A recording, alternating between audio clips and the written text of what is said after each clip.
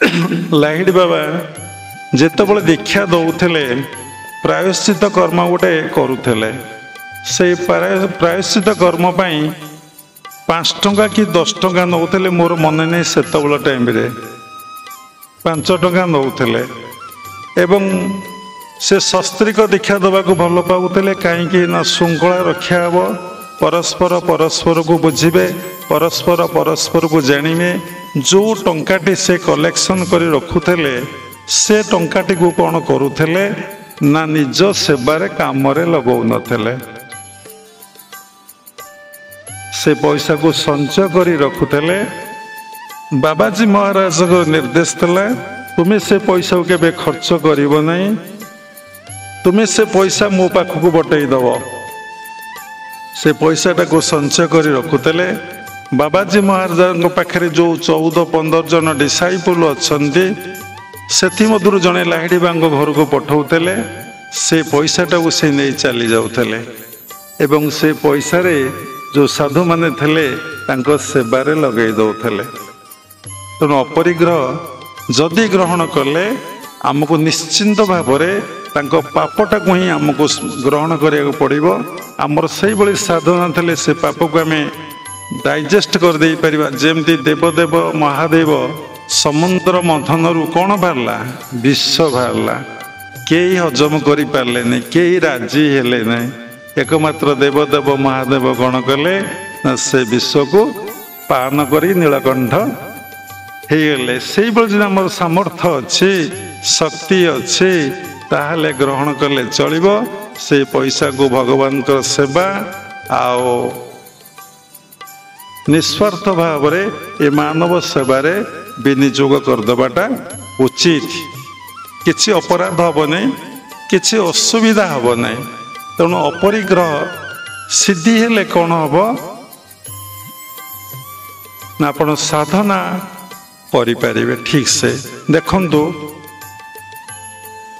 जदि कौन सी लोक ठारू आपण टिके कौन ग्रहण करेंगे सामान्य गोटे गाँवली भाषा कहती पान खंडे जदि खाईदेवे कि चाहा कपे टिके पीदेवे आपणकर दुर्बलता तापति प्रकाश पाइब तापति आपणकर मनोभाव आउ गोटे प्रकार हो एवं तापति से जदि किसी गोटे भूल करी थाए आपन ताकू पदे कथा कहवाई कुंठाबोध करेंगे कहीं ना ताठू आपण कौन ग्रहण करिसेंती।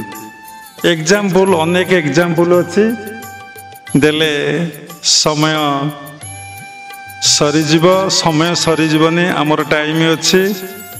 तेणु भीष्म आजन्म ब्रह्मचारी थे।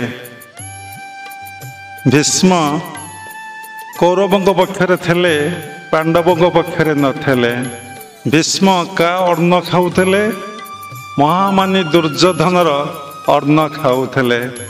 देखंतु जेतेबेले पांचाली बा द्रौपदी को उल्लग्न करा जाउची कुरुसभारे भीष्म नीरव माँ द्रौपदी प्रार्थना करिसेंती भीष्म नीरव रहिसेंती कहीं सबू जानी पारुचंती ये विराट भूल काम होउची या द्वारा कौरवंश निपात हेबे कुरुवंश ध्वंस हब तथापि से अन्न खाई से नीरव हो गले। देखंतु आ गोटे एग्जाम्पल समस्ते मिसिकी अभिमन्यु को बद्ध करुचंती गोटे छोट पिला ताको समस्ते मिसिकी बद्ध करुचंती भीष्म सेठी अछंती किछि ही कहूना सबू जानुचंती। देखंतु गुरु केबे पक्षपात हवा कथा नुहे।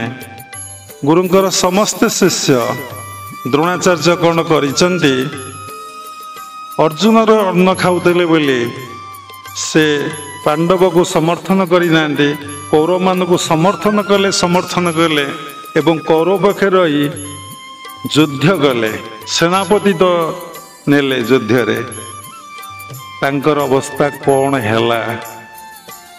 शिष्य पुणी गुरु को मारिदेले अर्जुन द्रोणाचार्य को बध कले कहीं गुरु पक्षपात करिया कथा नुहे। गुरु समस्त को समान दृष्टि देखिया कथा से कौरव पक्ष नहीं नथांते कि पांडवक पक्ष नहीं थांते कहीं कौरवक पथ नेले पक्ष नेले एक कथा कहबार सारांश होउची से तांको अन्न द्वारा प्रतिपालित होते बोली भेरी कॉन्शियस कोठी अन्न ग्रहण करने कथा नुहे कार द्रव्य ग्रहण करने कथा नुहे परिश्रम करी साधना कर से अन्न रे खाई तुम्हें साधना कर तुम्हें साधनार उच्चांग अवस्था तुमर समाधि अवस्था सविकल्प निर्विकल्प समाधि अवस्था हम ये जीवात्मा परमात्मा सहित मिलन हो तेणु आम ये विषय दीक्षा ग्रहण करें गुरु आमको अनेक कथा उपदेश दौरान आम किंतु किछि पालन करूने आम दीक्षाटा को